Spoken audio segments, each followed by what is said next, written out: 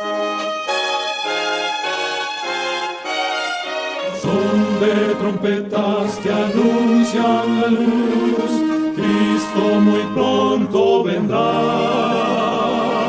a la batalla por nuestro Jesús. Si venceremos, Cristo muy pronto vendrá.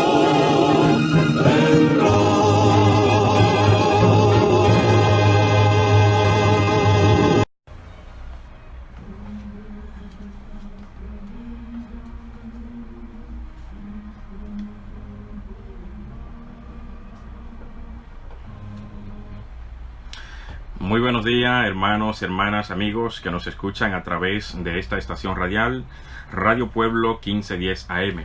Estamos transmitiendo su programa El Pregonero de la Verdad desde Santo Domingo, República Dominicana, para el mundo. Buenos días, Víctor, en la cabina. Buenos días a cada uno de ustedes y bienvenidos a esta su programación.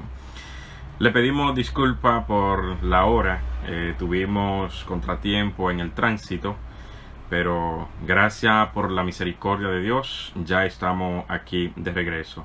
Lamentablemente solo vamos a tener media hora de programación, pero esperemos que el Señor nos ayude a aprovecharla al máximo estos 30 minutos. Vamos a tener una oración para dar inicio formal a esta programación. Padre maravilloso, muchas gracias por tu amor, por tu bondad, por tu cuidado, por tu protección. Gracias, Señor, por tu palabra.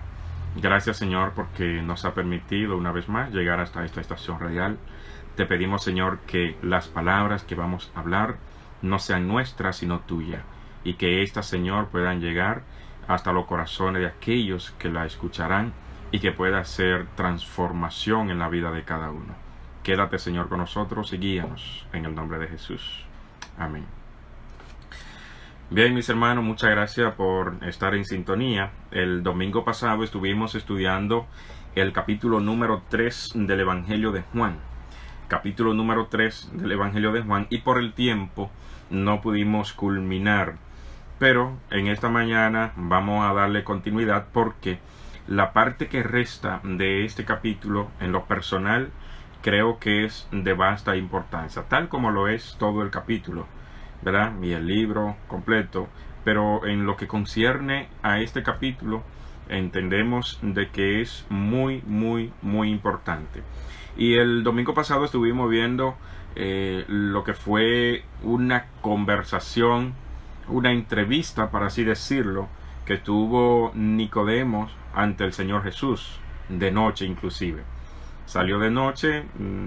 Es bueno repetir de que Nicodemo pertenecía al Sanedrín y que estos casi en su mayoría, o casi en su totalidad, eran contrarios a las enseñanzas de Cristo. Por lo tanto, buscaban ocasión para entramparlo y acusarle, y obviamente deshacerse de él. Sin embargo, Nicodemo, que conocía la profecía, él veía las señales que hacía Cristo, las obras que hacía Cristo, los milagros que hacía Cristo, de la forma peculiar y particular que Cristo daba el mensaje. Por lo tanto, Nicodemo, eso tuvo cierta inquietud en él y quiso encontrarse con Cristo, entrevistarse con él para comprobar, para así decirlo, de que lo que enseñaba Cristo, lo que él hacía, lo hacía realmente ser el Mesías. Por lo tanto, en esa entrevista él quiso comprobarlo, pero nunca se imaginó que Cristo lo iba a confrontar en la forma o de la manera que lo hizo.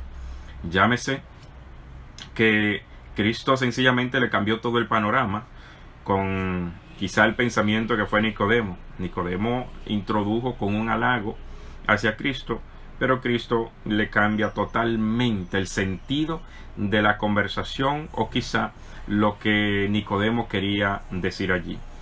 Pero allí, de todas formas, el Señor, como a ninguno, lo dejó vacío, sino que el Señor vio en Nicodemo un alma poderosa para el mensaje, alguien sincero, alguien que sí andaba buscando, y sencillamente le sació ese vacío que tenía Nicodemo. Y finalmente, cuando Nicodemo ve a Cristo en la cruz del Calvario, entonces se acuerda de la profecía que está en el libro de Moisés acerca de la serpiente, que se encuentra en el libro de Números. Y entonces cuando Nicodemo ve a Cristo en la cruz, cuando dice que el Hijo del Hombre sería levantado de la misma manera que la serpiente fue levantada en el desierto por Moisés, entonces Nicodemo hizo una relación entre aquel acontecimiento, este acontecimiento y la palabra de Cristo. Y entonces quedó comprobado de que ese que estaba hablando con él allí y que posterior muriendo en la cruz, entonces realmente era el Mesías, el Cordero de Dios, el Hijo de Dios. Entonces Nicodemo, ya para culminar esta parte con Nicodemo, este hombre fue uno de los que se empobreció, ayudando, soportando, financiando la obra de los apóstoles luego que Cristo ascendió al cielo. Por lo tanto, quedó totalmente convencido y no le importó lo que pasara posterior, sino que se dedicó a financiar la obra de la iglesia apostólica, la iglesia naciente. Bien, entonces vamos a continuar en esta ocasión en el verso número 16 del capítulo 3 del Evangelio de Juan, con esta introducción. El verso número 16, todos lo conocemos, es el verso, yo diría, más repetido, más memorizado, más conocido, pero a la vez digo que es el menos entendido. Aunque todo el mundo se lo conoce, lo sabe, se lo memoriza, lo repite, pero a la vez muy poco lo entienden. Dice el verso 16: porque de tal manera amó Dios al mundo, que dio a su Hijo único, para que todo el que crea en Él no perezca, sino tenga vida eterna. Y allí nos está diciendo este verso, pero ese verso lo vemos como muy aislado de lo que está pasando en todo el capítulo. Sin embargo, es una continuación de la conversación de Cristo con Nicodemo. O sea, es una respuesta, la continuidad de la respuesta que Cristo le está dando y las evidencias que Cristo le está dando a Nicodemo para que cuando él vea lo que pase con Cristo pueda creer y pueda entonces enseñar a otros. Dice, porque de tal manera amó Dios al mundo que dio a su Hijo único, para que todo el que crea en Él no perezca, sino que tenga vida eterna. O sea, Cristo le está diciendo a Nicodemo que crea en el Hijo de Dios, sencillamente, en su Hijo único, en su único Hijo, unigénito.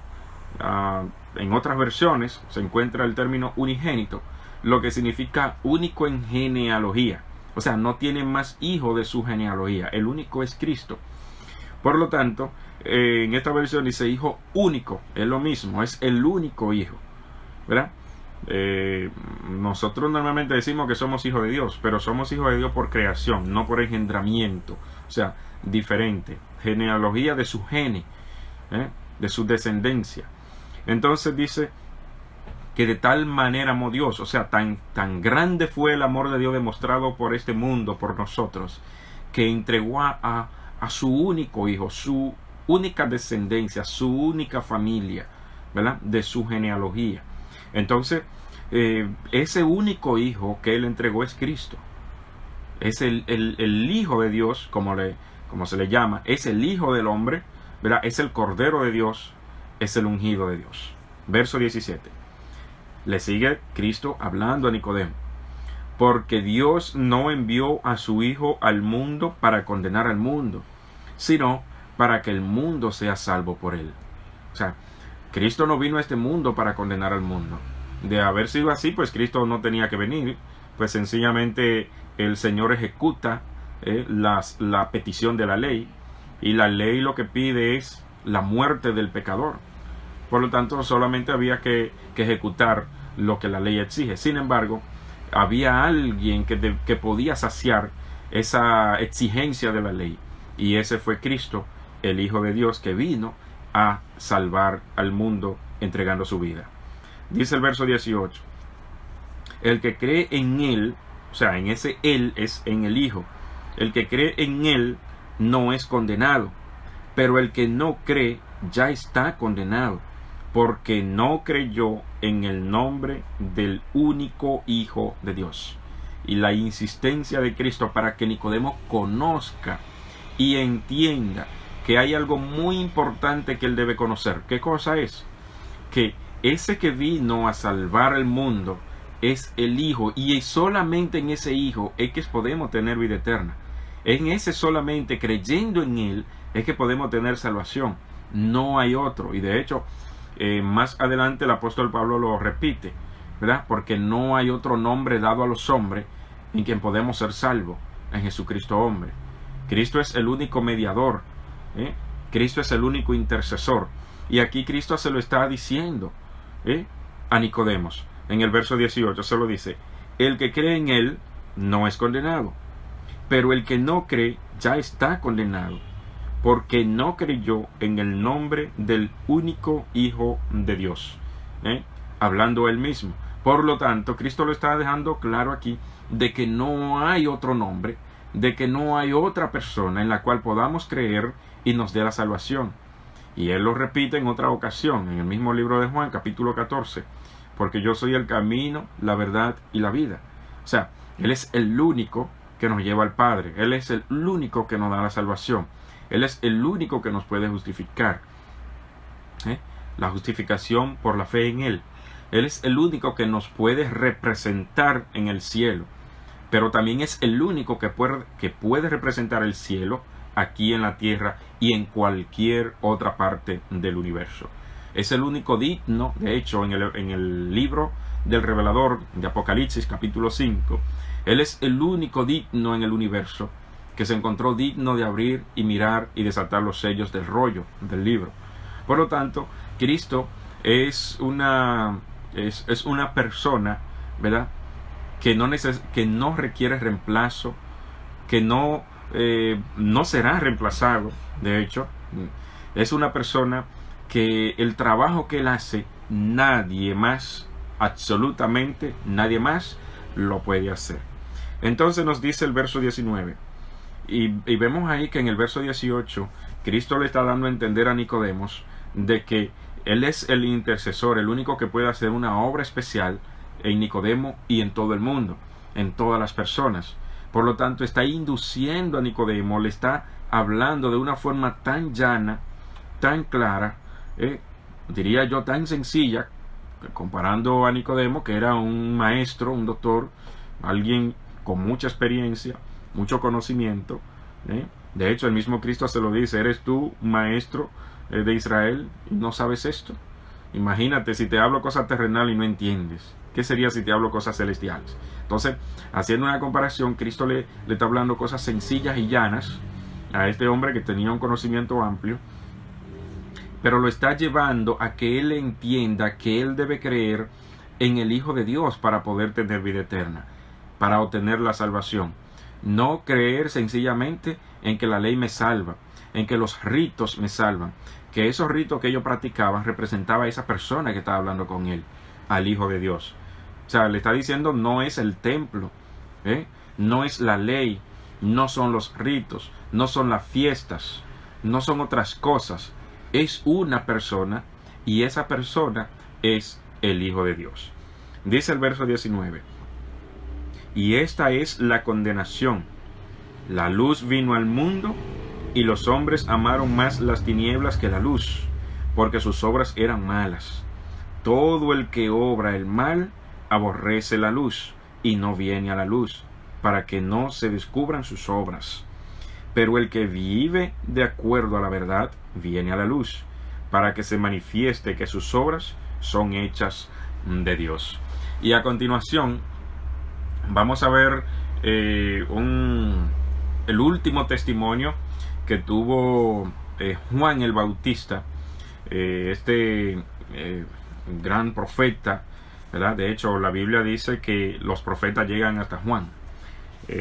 Los profetas llegan hasta Juan. Entonces, este gran profeta, que de hecho era heredero al sacerdocio por ser el primogénito y creo que el único hijo del sacerdote Zacarías, no fue a la escuela de los rabinos, no participó de sus enseñanzas, sino que el mismo Dios lo enseñó, ¿verdad? Su familia, sus padres, su madre, lo educaron, y Dios se encargó de enseñarle a él lo que él tenía que hacer, su trabajo. Y el trabajo de Juan el Bautista, que ya estaba profetizado desde antes, el postrer Elías, era sencillamente allanar el camino para el Mesías prometido. Juan el Bautista vino a esclarecer el camino, a traer un mensaje de arrepentimiento, a enternecer los corazones, para que cuando llegara el Mesías prometido, el Hijo de Dios, el ungido de Dios, el Cordero de Dios, entonces estos corazones que ya estaban enternecidos por la palabra que predicaba Juan el Bautista, entonces estos llegaran al pleno arrepentimiento. Entonces vemos aquí un suceso, algo que aconteció con Juan el Bautista y sus apóstoles por algo que Cristo hacía. Y vamos a ir al verso 22 para ver qué nos dice allí. Dice: después de esto, Jesús fue con sus discípulos a la región de Judea. Se quedó allí con ellos y bautizaba.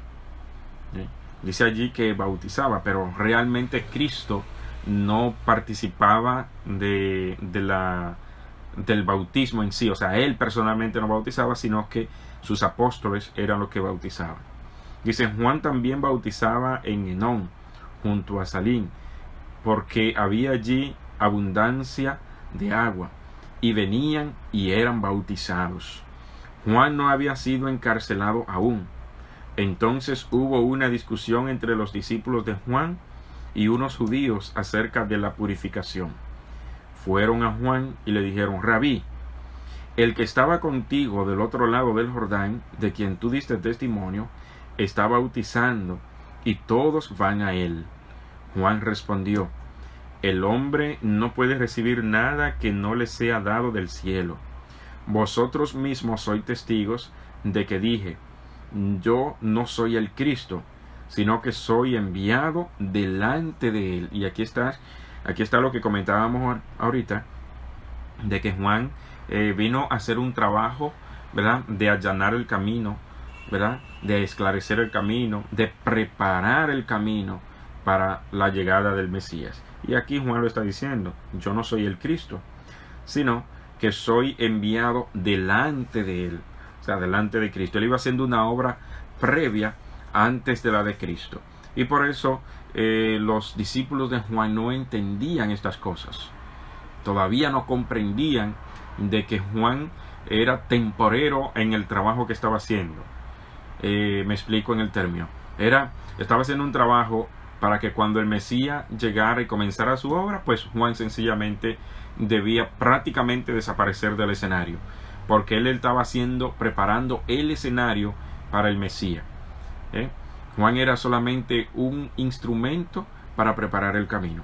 Entonces, cuando Juan estuvo encarcelado, bien atinadas las palabras de Juan cuando dice: es necesario que yo mengüe y él crezca, ¿verdad? Es necesario que él crezca y yo mengüe. ¿Por qué? Porque ya el trabajo de Juan estaba realizado, ya el trabajo de Juan estaba hecho. Y yo he escuchado a muchos que critican, ¿verdad?, y especulan y se hacen el cuestionamiento, las preguntas, que por qué Cristo no libró a Juan de la muerte. Acuérdense que Juan fue decapitado, pero el trabajo de Cristo no era salvar a Juan de la muerte, sino que Juan tuvo la vida eterna asegurada, la corona de la vida, y Cristo vino a eso.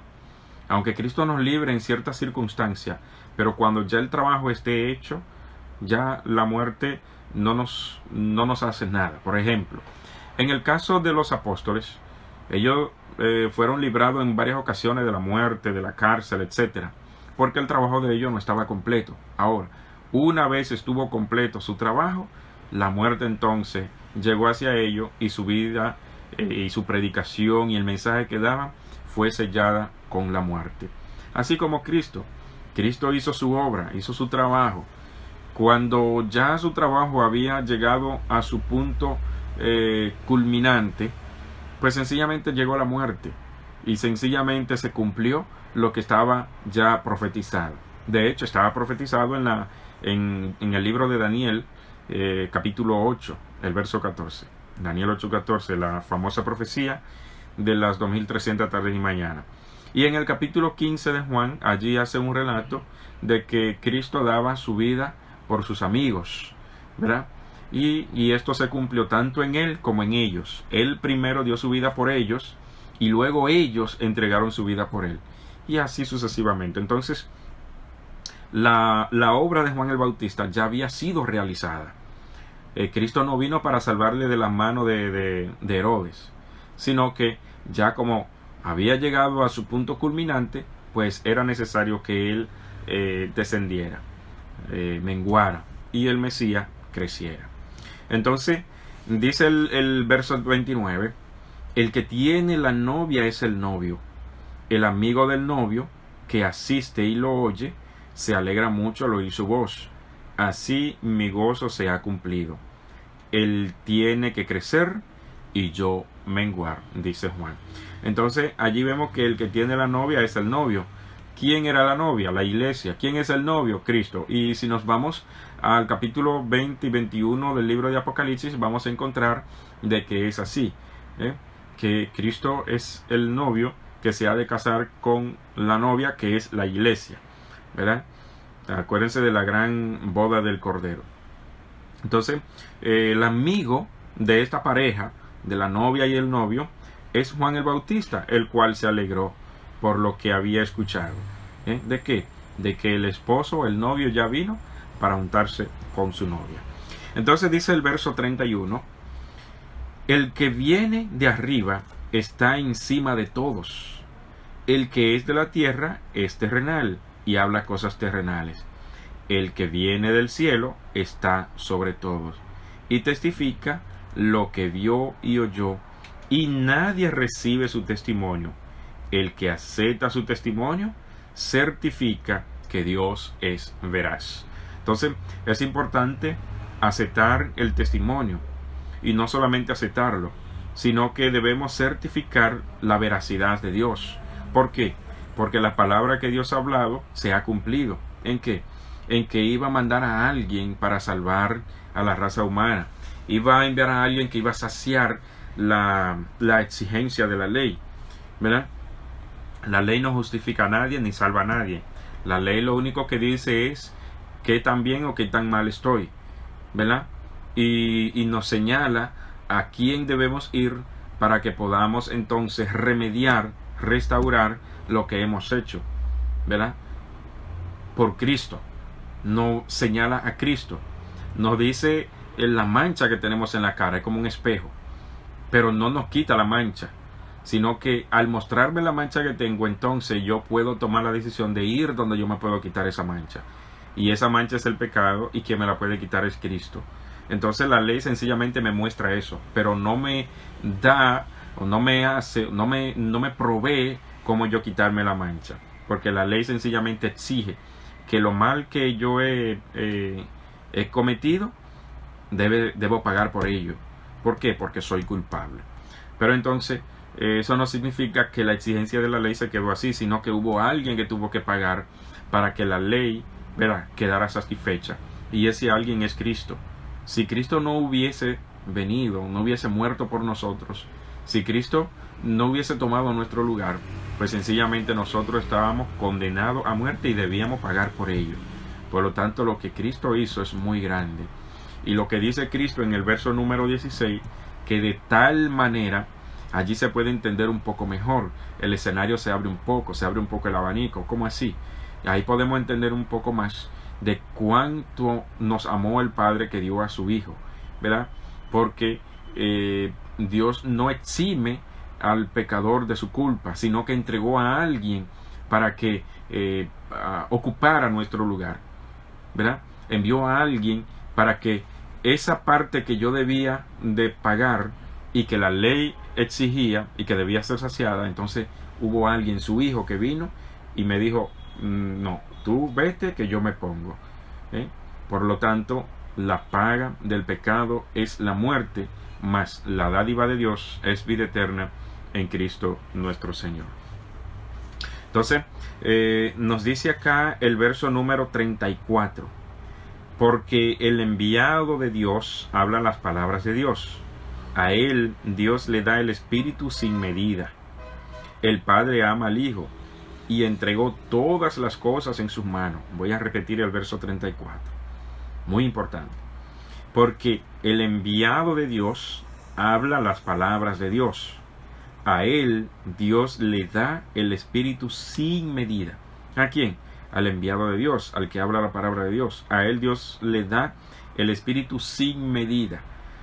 El Padre ama al Hijo y entregó todas las cosas en sus manos.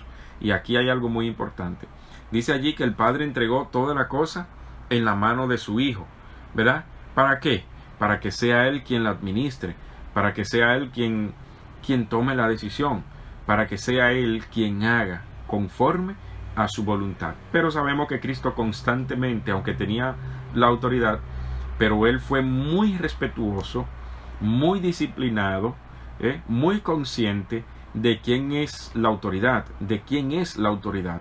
Y la autoridad es del Padre. Entonces Cristo constantemente dirigía la atención al Padre, para que conozcan al Padre, porque Él fue el que me envió. Yo hago las cosas que Él me dice que haga. Yo hablo las palabras que Él me da. De hecho, aquí mismo lo dice. Dice, porque el enviado de Dios habla las palabras de Dios. Entonces dice el verso 35.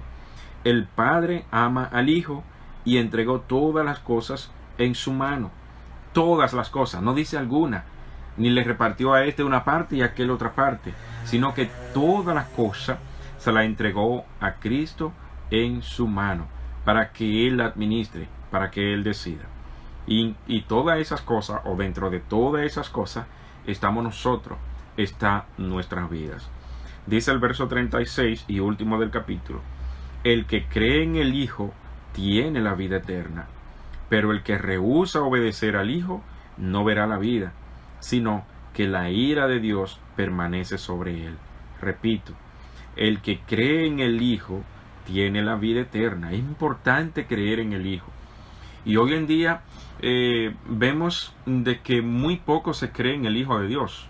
De hecho, se busca toda la manera y toda la forma de minimizarlo, o de exaltarlo por encima del Padre, o de hacer cosas o decir cosas que al final lo que dicen es que se le niega, que se niega al Hijo de Dios, ¿verdad? Pero sin embargo, aquí Cristo está enfatizando y dice: el que cree en el Hijo tiene la vida eterna, pero el que rehúsa obedecer al Hijo no verá la vida, sino que la ira de Dios permanece sobre él. Entonces, es de suma importancia de que obedezcamos la palabra y la obra de Cristo, la obra del Hijo de Dios, porque vimos allí de que dice que el Padre Dios entregó todas las cosas en la mano de Cristo, para que sea Él el que tome la decisión, para que sea Él quien decida, para que sea Él en todo y sobre todo. Por lo tanto, todo aquel que rehúsa poner a algo o a alguien por delante o por encima del Hijo de Dios, sencillamente dice aquí que la condenación viene a él, ¿verdad? Será condenado. ¿Pero por qué? Porque ha puesto todo o cualquier cosa por encima del Hijo de Dios. Sin embargo, Él es nuestra garantía. Sin embargo, Cristo es nuestro fiador, ¿verdad? Es el que se puso en medio nuestro para que nuestra vida sea preservada. De hecho, murió hasta nuestra segunda vida eterna, nuestra segunda muerte. Murió la segunda muerte para que tuviéramos vida eterna, ¿verdad? O sea, el hecho de Cristo venir acá y entregar su vida sin nada a cambio en el sentido material, sencillamente es demasiado y es muy profundo para tener palabra para explicarlo, porque no la tengo. Pero sencillamente vemos allí un amor tan grande, un amor tan inmenso, un amor tan infinito que no tenemos cómo expresarlo, ¿verdad? Algo que el Padre hizo por nosotros, que nadie lo hace, absolutamente nadie lo hace. Nadie entrega algo, ni lo único que tiene, y mucho menos a su propio Hijo, para salvar a alguien que quizá no valga tanto la pena, ¿verdad? Pero nosotros, el Señor nos vio con ojo de valía, con mucho valor, y eso hizo entonces de que Él entregara lo más preciado por cada uno de nosotros. Y gracias a eso, gracias a ese amor, pues hoy podemos estar acá. Así que, mis hermanos y amigos, este pequeño estudio de este capítulo es muy importante. Así que le incitamos, ¿verdad? Le instamos a que en la ocasión ustedes puedan tener, pues, léanse este capítulo, analícenlo, podrán sacar mucho más detalle de lo que hemos hecho acá. Podrán comparar esos textos con otro texto y ustedes verán cuán amplio y profundo son estos mensajes. Así que esperamos que el Señor nos pueda bendecir con estas palabras grande y ricamente. Vamos a darle unos saluditos a los hermanos que están en sintonía vía la página de Facebook, y allí estamos viendo a nuestra hermana Paula Pierrot, estamos viendo a nuestra hermana Belelín Sánchez, bienvenida mi hermana, a la hermana Ángela Muñoz Fuente. Ella nos dice: buen día mis hermanos, Dios sea bendiciendo sus vidas, saludos desde Chile. Mucha bendición, hermana Ángela. La hermana Belelín nos dice que el Señor pase carbón encendido de su altar por sus labios y proclame la verdad presente a voz en cuello. Muchas gracias, hermana Belelín, bendiciones. Esperemos que en algún momento podamos tener la oportunidad de invitarla para que esté aquí con nosotros en una de estas programaciones, hermana Belelín, si así el Señor lo permite. Al hermano Alfred, bienvenido, muchas bendiciones, y al igual que al hermano Ramón, bendiciones. Acaba de conectarse el hermano Luis Evelio desde Colombia. Bendiciones sean para cada uno de ustedes y a todo aquel que estuvo en sintonía vía la frecuencia radial. Quiero informarle que es posible que a partir del próximo domingo estemos teniendo la programación a partir de las 9 de la mañana. Sería de 9 a 10 de la mañana. A partir de este próximo domingo, Dios mediante, a partir de las 9 de la mañana. Las programaciones las hemos venido haciendo de 9:30 a 10:30. En lo adelante será de 9 a 10 de la mañana, por lo que habrá un movimiento prácticamente en casi todas las programaciones. Así que esperamos el próximo domingo por acá a las 9 de la mañana para que podamos disfrutar una vez más del programa El Pregonero de la Verdad. Bendiciones para cada uno de los hermanos. Vamos a tener una oración para cerrar esta programación. Gracias, Señor, porque nos permitiste una vez más tener tu palabra por esta estación radial. Te pedimos, Señor, que este mensaje pueda llegar a todos los rincones de la tierra y que pueda tocar muchos corazones. Y que tú, oh Señor, pueda obrar en cada uno de nosotros para seguir dispuesto a predicar tu palabra. Bendícenos, Señor, hoy y siempre. Danos tu bendición en el dulce nombre de Jesús. Amén. Amén. Un maravilloso día para todos.